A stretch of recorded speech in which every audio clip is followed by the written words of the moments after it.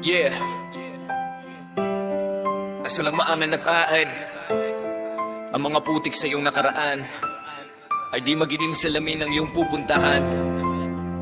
At kung sakaling dumating ang araw na mawala ka, may legasiyang may iwan kung paano ka nila maalala.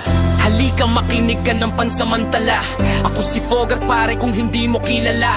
Ikwento ko sa'yo mga nais ko nang sabihin, nanggaling sa wala pero hindi nagpaalipin. Ako ay isang batang nangarap lang noon, magpasa hanggang ngayon marunong pa din lumingon. Kung anong meron ako yun ay aking pinaghirapan. Hindi ko nilimos ang respeto at palakpakan, kusang ibinigay sa'kin at ipinagkaloob. Naranasan lumubog, nagtiyaga at sa loob ng 7 taong paghihintay at sinanay ang sarili. Di lahat sa'yo ay tunay, meron din makarasarili. Oo, parehas tayong tao, pero hindi ibig sabihin magkatulad tayo. Iba ang natural sa nagpapakitang tao, iba ang ginagago sa taong nire-respeto.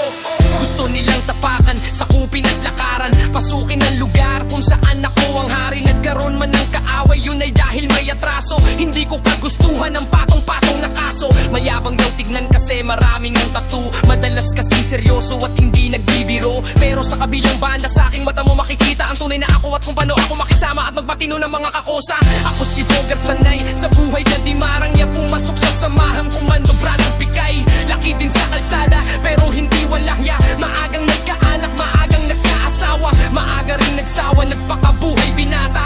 Dahil sa tawag ng pangailangan, napilitan kumapit sa patalim dahil kailangan. Kahit ayoko ay wala akong magagawa, pag di ako kikilos ay walang mapapala.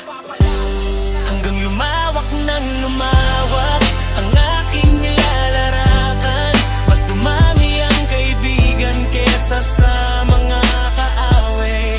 Dahil sa pakikisama at walang inargapyado, Naglakbay hanggang norten ng Palawan,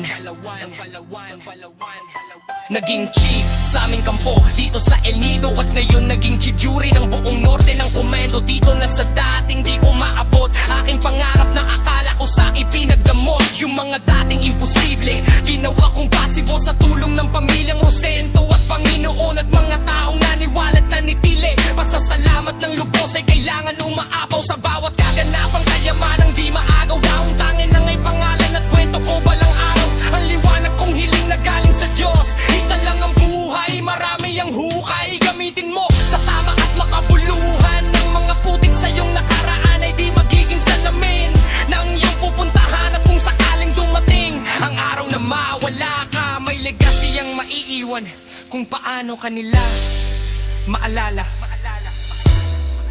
Salamat sa Diyos.